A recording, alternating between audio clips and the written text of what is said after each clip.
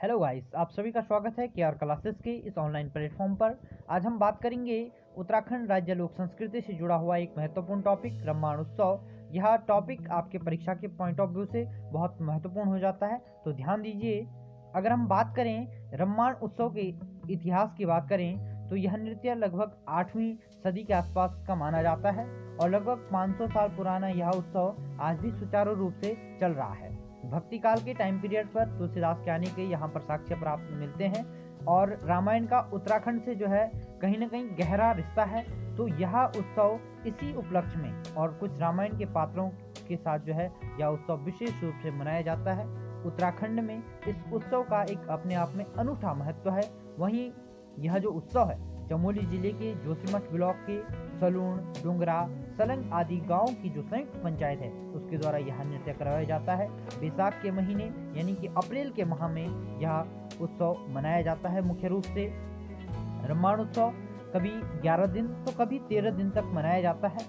उत्सव में मुखौटा लगाकर रामायण के प्रसंगों पर नृत्य किया जाता है। इस नृत्य में ढोल, दमाऊ जो वाद्य यंत्र हैं, उत्तराखंड के जो लोक वाद्य यंत्र हैं उनका विशेष रूप से प्रयोग किया जाता है। इस उत्सव में भोजपत्र व किमू के मुखौटे बनाए जाते हैं। किमू की छाल और भोजपत्र की जो छाल है उसके मुखौटे बनाए जाते हैं। ये भोजपत्र और किमू एक प्रकार की प्रजाति है।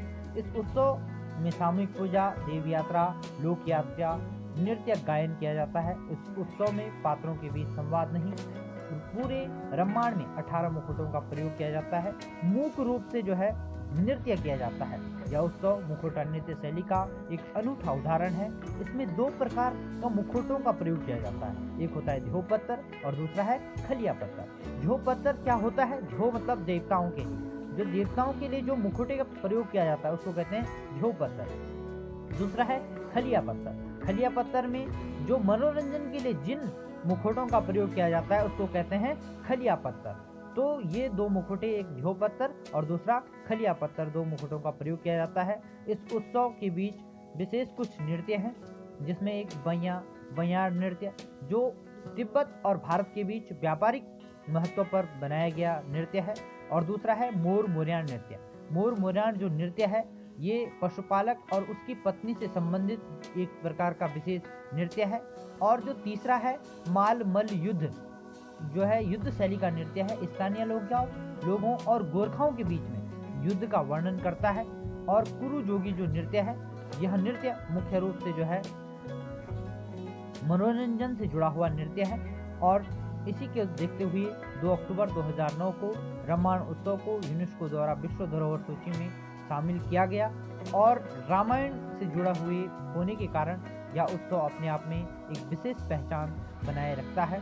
और रम्माण उत्सव से जुड़े हुए जो अन्य तथ्य हैं, यानी कि इसको प्रसिद्धि दिलाने का जो कार्य किया है वो क्या है, जो श्रेय जाता है वो जाता है कुशल सिंह भंडारी को। इसका मुख्य रूप से श्रेय जाता है। और साल 2016 में जो गणतंत्र दिवस की जो झांकी निकली उसकी थीम भी क्या थी, आपका रम्माण उत्सव। ये फोटो आप देख सकते हैं रम्माण उत्सव से जुड़ी हुई किस प्रकार से जितने भी नृत्यों की हमने बात करी, चारों के चारों नृत्य, चाहे बयान हो, मोर मोरेन हो, माल मल्ल हो या फिर पुरु जोगी हो, उन सब नृत्यों का कहीं ना कहीं जिक्र मिलता है। और जो ये लास्ट वाली जो तस्वीर है ये कहाँ की है? ये आपकी जो है वहाँ की है। अगर आपको हमारा समर्पण आकर्षक लगता है तो हमारे चैनल को सब्सक्राइब करें। आपका जुड़ने के लिए बहुत बहुत आभार, धन्यवाद।